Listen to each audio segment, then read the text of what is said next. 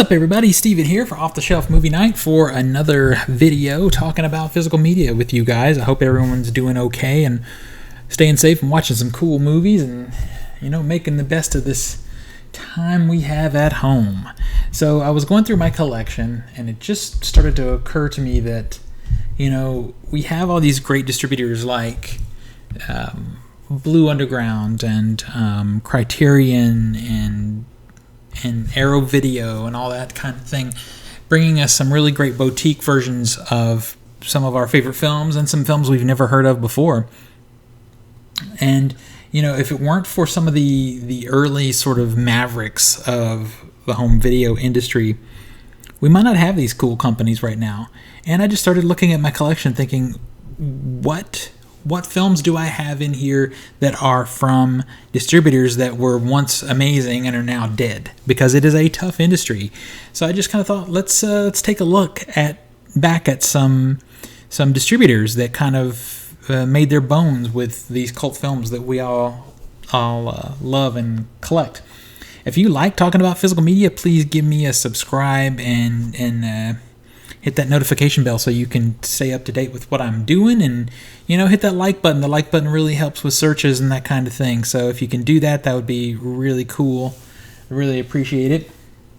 Got my Waterloo here, typical. Got the peach because that's all that was in the store, but I did get Waterloo and toilet paper, so we are good to go. Okay, so let's get this thing started. So one of the first distributors that I've sort of come in contact with, from many years of media writing and that kind of thing. And also, please, kind of ignore the cat hairs in my quarantine outfit here. But in my early years of pop culture and media writing, stupid phone, I became aware of a company called Elite Entertainment. Looking back, they were around a lot longer than me. I mean, I didn't anticipate this company was as old as it is, so I really started paying attention. They were founded in 1995 by two people working in the industry. They were working for different companies, and we'll get into one of them in particular in a minute. But they just didn't like the home video version of Night of the Living Dead. They didn't feel like it had been treated in the way it deserved to be treated for the classic film that it actually is. So they put together their own company, which became Elite Entertainment. Weirdly enough, I still remember their website was Elite Disc, which I thought was kind of weird, but okay. And they started with Laserdisc. So they acquired the rights in 95 I'm sorry, not 95, 93. I can't read my own writing. So they started their company. They acquired the rights for Night of the Living Dead, and in 1994 they put out a 2-disc Laserdisc of the film with their own restoration of the film. They had assembled some bonus features, an audio commentary. I'm really curious to know if any of that stuff, the audio commentary or bonus features or any of that stuff, still exists in any of the versions of Night of the Living Dead today. If you know the answer, please hit me up in the comments down there. If you're a collector of old school stuff, maybe you have that Laserdisc and you can take a look at what those bonus features were on the second disc and let us know. That'd be an awesome thing to have a conversation about. So they put that film out, and then they proceeded to focus on cult cinema and science fiction and a lot of horror films. They put out Evil Dead 1 and 2. They put out Nightmare on Elm Street 1 and 2. They put out I Spit on Your Grave.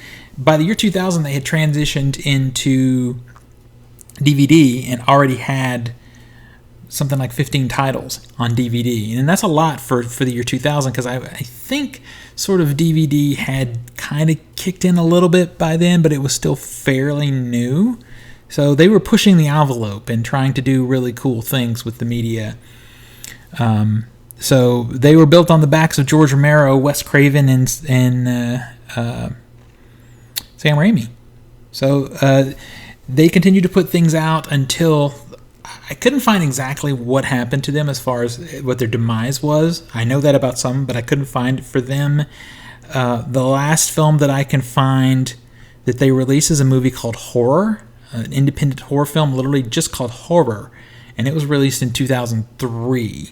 So If you could get access to that film, if you come across that DVD, please let me know, because that was really early on in my career when I was very, fresh and new to the industry, and I got quoted on the back of that DVD box. I would love to have a copy of that because it has my quote there on the back.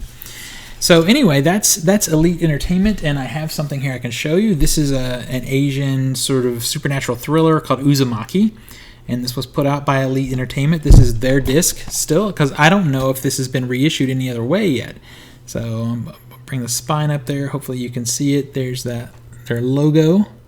I never really liked their logo. There's a few companies like Good Times Video and Elite Entertainment, and some of these early guys, Something Weird Video, I felt their logos just cheapened what they did a little bit. They weren't as cool.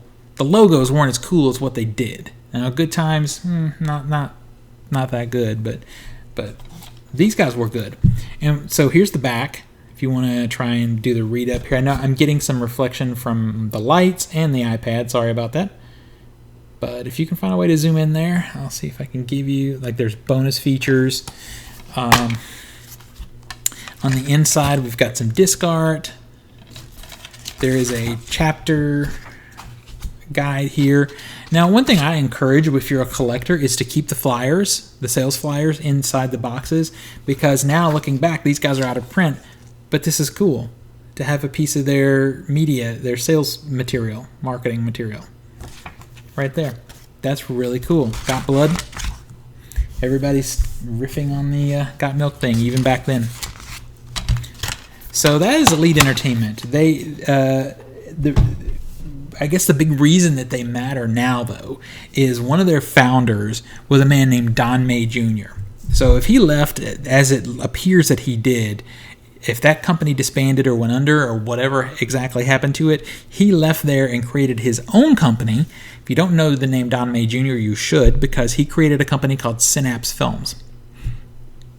Synapse Films puts out some of the best versions of cult cinema that you can find even today. They just issued a 4K of Suspiria that I think is the gold standard for that film. It's the best it's ever looked.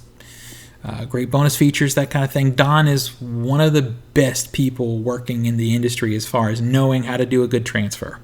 So it's kind of cool to see that while Elite is gone, one of the men who created it is not. He's still out there doing his thing.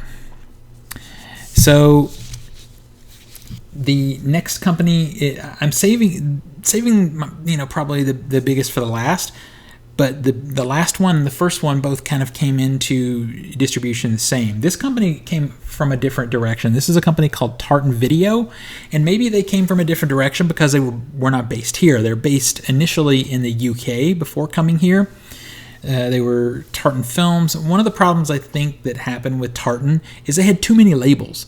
There was Tartan Films, Tartan Terror, and the one that I love the most, Tartan Video, and the one that my favorite is the Asia Extreme line. In the early 2000s, the most cutting edge, to the mid 2000s really, innovative horror that was out there to be found was happening in Asia, in South Korea, and Japan, and China. You had some of the most unique stuff coming from there, and the Asia Extreme line was sort of the best representation of that. They had films like Battle Royale, and they had Old Boy, eventually having all three of the Vengeance trilogy for Old Boy. It's Sympathy for Mr. Vengeance, and we'll talk about that in a second. Whispering Corridors, which is a great ghost story if you haven't seen it. Tale of Two Sisters is amazing. Suicide Circle, very effective. All Asia Extreme titles. Was so devastated when my collection was raided and things were stolen while I was building the studio space. We've talked about this before, but I only mention it now because almost my entire Asia Extreme collection was taken during that thievery. So now I'm trying to decide, because you can still find versions of, you can find the DVDs on Amazon, and they're not terribly expensive, but they are more than probably they should be, considering their DVDs. So do I just go and rebuy them? Because man, those Asia Extreme spines look so cool on the shelf, along with being amazing movies? Or do I just try and piece the collection back together with boutique releases? Because it's happening. Ringu, the Ringu collection, I have that here. One Missed Call, I have that here. These were Asia Extreme titles that are now from other boutique distributors. So one thing from... Okay, so to continue their story, though, they started in 1984, so they've been out around a very long time. They started in VHS distribution and that kind of thing. In 2000, let's see, the Asia... I'm looking to see if I have a note here when Asia Extreme was started. I don't, when that label actually started. But the important thing is, in 2008, they shut the doors. And I remember vaguely, it seemed like it just happened overnight, and it was sudden, and, you know, my contact there for when I was starting to do the writing and stuff, it just shut down, like literally, just in a day. They were done. And in 2008, their entire library was sold to a company called Palisades. And Palisades actually re-established the company to some degree and continued putting out their titles under the Palisades Tartan banner. And that continued through 2014. That was at least as far as I can tell. Again, it's real murky about what happened with them, but as I look on their website, there's nothing. The Palisades Tartan website is still in existence, but there's nothing on it but a phone number. And their Twitter account, the last post that they made was in 2014. So there's not been any activity there, and that's unfortunate. So one thing of my Palisades Tartan collection that did get taken was probably one of the most valuable things. I do have the Battle Royale set back here still, and it is really cool. It's a cool set. It looks like a book. If you want to see it, say it in the comments, and I'll pull that off the shelf and unbox it. But the one I chose to pull off was this guy right here. I was so happy that this didn't get stolen. I was looking to see if I could find the logo. You can kind of see it there. You can see it better on the discs. This is the Vengeance trilogy. Some of you guys may not know about all of these films. You may just know about Old Boy, which is amazing, and honestly, I would say the best of the three films. Some people will argue that Sympathy for Mr. Vengeance is the best, and I can get that argument too. But so in the 2000s, when the packaging finally started kicking in, these tins kind of became the rage for a minute. I had an Evil Dead one of these and a Hellraiser one. I sold those off because they were DVDs. This one is nice because it's hinged. A lot of those were just, the lid was just on there, and there's nothing to the inside. You know, it's just a tin. But I'll show you the discs, and that'll give you a good idea. So you can kind of see from the style of artwork. This is some old school stuff, early Blu-ray, that kind of thing. Really beautiful transfers, though. These transfers still hold up for Blu-ray pretty well.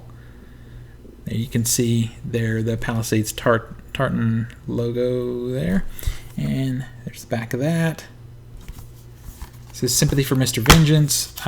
They don't do anything special with the inside. They hadn't really started doing that yet. Then we have Old Boy, which is the kind of the one. It's the one everyone knows. And there's the back. And then the last one, which is probably, I mean, to me, it's cinematically the most beautiful of the films. This story-wise, Old Boy remains the best, but this is a very beautiful film cinematically, and it's a good story too. So that's Tartan's Asia Extreme. Did also have a little booklet in here, which is very cool. That kind of encompasses some essays and artwork from the film. Well, I just bumped the microphone there. That'll sound beautiful. So that's Tartan. Tartan was a really great company. It was very cool people to work with at the time that I got to know them, and cover their product. And their product was always really good. They had a great selection of films, and they are missed by me for sure. So the last company that I'm going to talk about came into the world of distribution kind of in the same direction or same way that Elite Entertainment did. And that is Anchor Bay. So Anchor Bay began its life in 1985 as a company called Video Treasures. They released low-budget films. They got access to public domain stuff, put that out, and, reissued films that they could get rights to very cheap. I mean, they were Video Treasures, best I can tell, is something kind of like Good Time Video or Twilight Time or one of those things. Although Twilight Time I think can kind of put out some good stuff sometimes, but it felt like $5 bin type stuff at Walmart.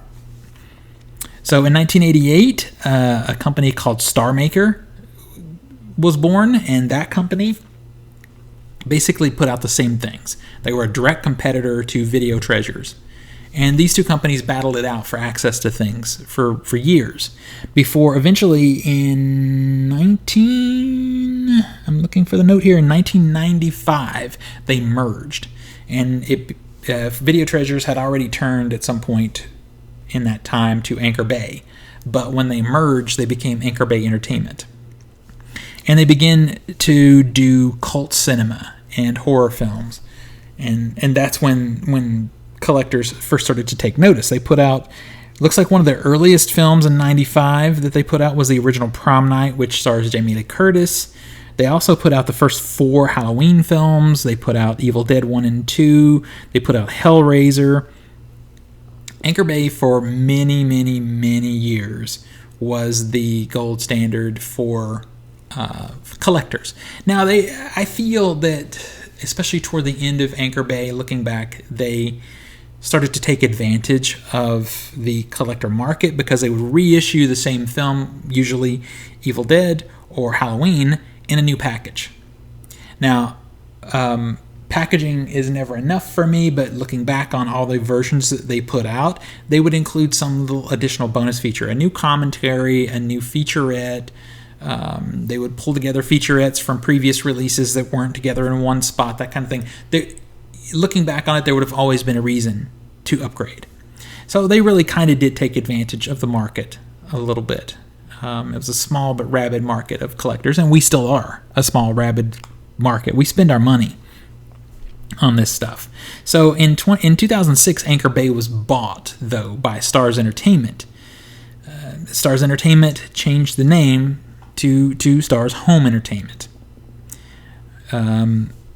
In 2016, there was a merger, and this I remember, there was a merger between Lionsgate and Starz. For a brief moment, Anchor Bay's name was brought back, but it's gone now, and it's all, Anchor Bay is being completely rolled into Lionsgate Home Entertainment. Lionsgate Home Entertainment, sadly, is not a company I think of as far as premium, really great collector level releases. I mean, they've got some good movies because they have access to Dimension Films and some other things like that. I think they still have access to some Weinstein Company films, so they have some good stuff that they can put out, but they're not a boutique collector level distributor anymore. So that's kind of what happened with Anchor Bay. Now, toward the end of Anchor Bay's life, leading up to 2016, I believe they were putting out more exercise videos, and it feels like Video Treasures type of things more than horror films. So I guess they were kind of on that spiral downward to going out of business. So what do I have from Anchor Bay? I have a number of Anchor Bay titles still on my shelf here, but I decided to pull this one off. This collection, I have learned, has become quite valuable because this is the definitive Dawn of the Dead collection. I think we're getting a 4K this year from Second Sight, and I'll be holding my breath on that one to see if it's good enough to let this set go. Because this set has the theatrical cut, it has the Romero cut, it has a producer's cut, it has every version of this film that has ever been made, and a ton of bonus features and commentary. So this set is going to be very hard to beat by Second Sight. So is it going to be a situation where I do a double dip when that comes out later this year and we decide, do I keep both? So this is cool packaging. Each fold here has another The zombie.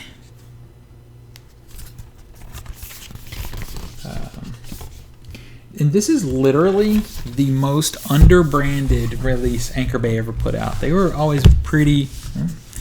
I know that didn't sound pretty on the microphone just now, but we're going to leave it. They would always have on the spines their logo, of course, and usually on the back, but not on this. This is a very sort of modern, sophisticated version of packaging for them. I'll show you. They did put it there on the bottom. So they did get it in there. Inside this package, they also provided this breakdown of each of the discs, and I also love they have the diagram of the mall there. They have the blueprints. It's really cool. And one other really cool pack-in that they provided is this Dawn of the Dead comic book. Very, very cool. So this is a very nice set. It's going to be very hard for them to beat. But yeah, so that is Anchor Bay. That is looking back through what I have on the shelf and that kind of thing. I just did a spine tour not too long ago, and you can see that up here or wherever it floats at the end of this video. I'll link to it so you can see. But as I was doing that spine tour, I was looking at some of the things I've picked up here and there over the last few years. And that Elite Entertainment stuck out to me. I'm like, wow, they're a company that is no longer with us, but they did cool stuff, and they helped break ground for the companies that we love today. So that is Anchor Bay, Palisades Tartan, and Elite Entertainment. I hope you enjoyed this video. I really enjoyed kind of looking through these distributors and talking about where they've come from and how they paved the way, basically on the backs of Sam Raimi and Wes Craven and George Romero. I mean, literally, and you even have it today. You look at Arrow Video, they just put out The Hills Have Eyes. They put out Last House on the Left. They're riding the Wes Craven bandwagon, and Criterion has put out Night of the Living Dead, which is a George Romero. So these are the go-to guys for every boutique distributor that comes along. If you're looking for some of the cool Blue Underground releases, a lot of that stuff ended up, the Anchor Bay releases, a lot of that stuff went to Blue Underground. And they put out new versions of it, sometimes new transfers, but always new collections of additional bonus features. And, Blue Underground is really good about giving us a really good choice in sound mix, too. So they're usually worthy upgrades. If you haven't, hit me up on Instagram, OTS Movie Night, like and subscribe, and post in the comments your favorite dead distributor. Let's talk about it. If you're in a different country, which I know I have some people that are, what distributors died in your country that are really cool that you miss? And if you've got stuff, like, send me a picture or post a picture so I can see what their logos look like. It'd be fun to talk about this kind of thing. So until when next we meet, pull something cool off of your shelf and show it to your friends and family and remind them why physical media is the best way to watch home entertainment. I'll see you on the next one.